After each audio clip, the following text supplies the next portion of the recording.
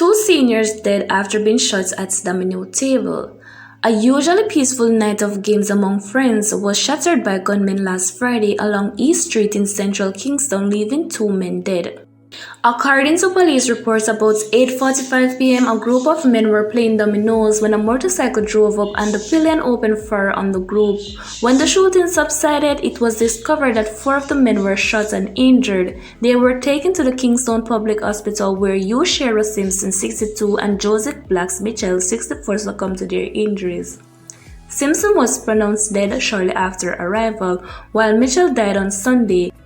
When the Star visited the scene, a survivor of Friday night's attack said he's counting his blessings after he narrowly escaped death. Shara was sitting next to me and the bike man then pull up, and when the two first shot them fire, me really realized what gone.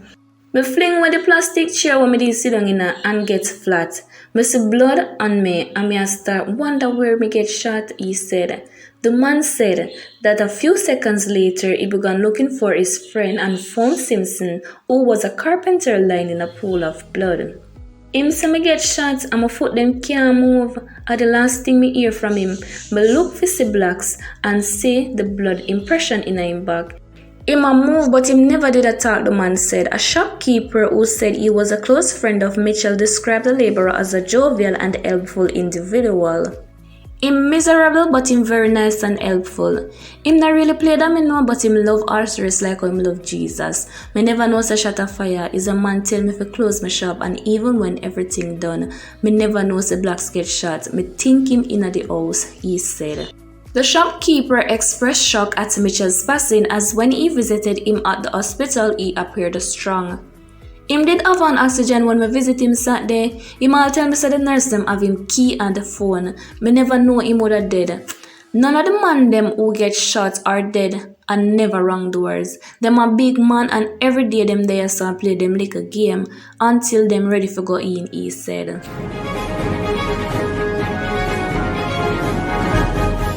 Woman killed in Trelawney crash. Trelawney, Jamaica. A woman is dead following a motor vehicle crash along the Sart Marsh Main Road in Trelawney Monday evening. She has been identified as Christine Sharp of a Westmoreland address. Sharp died when a Toyota Hiace slammed into the Toyota Corolla she was driving.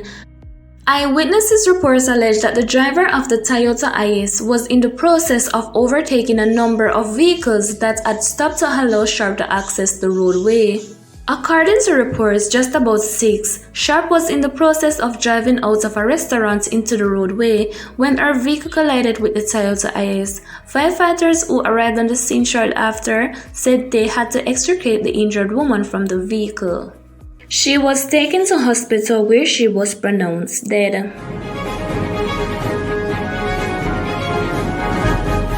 Four shots at funeral, one fatally. One woman was shot dead and 3 others injured early today at the Meadows Memorial Gardens after gunmen attacked a group of funeral attendees in St. Catherine. The deceased has been identified as Shanice Peach Dean from 12 Lane in Whitehall, St. Andrew. The incident happened about 1 p.m. Eyewitnesses say multiple rounds were discharged by the gunmen in the direction of the attendees. The police say the woman was pronounced dead at hospital. The condition of the injured person is not immediately known. A second person has died following this afternoon shooting at a funeral party at the Meadows Memorial Gardens in St. Catherine. A man has succumbed to his injuries, the police say. Bounty Killer's Instagram page apparently gets deleted after lashing out against the government. Veteran dancehall artist Bounty Killer's Instagram page was seemingly deactivated by the social media platform, and it has been speculated that he was triggered due to a bold statement made in a recent time, speaking out against the politicians, political issues in Jamaica, and law enforcement officials. The 5-star general, who had a following of over 897,000 followers on Instagram, is now using a new page that has over 40,000 followers. He's promoting his new page to increase his numbers while also trying to regain access to his original account. Seemingly infuriated by Instagram processing, Bounty Killer, who now uses the new social media handle at One Uno General, shared that he was informed that within 24 hours of the information being submitted, his accounts will be reviewed, which will then enable access. However, after 3 days, his request is yet to be processed.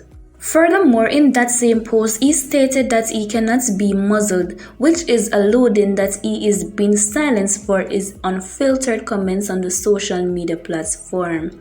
That latest Instagram tell me 3 days ago and all no, but me not sweating over no BLCT page, more better than that.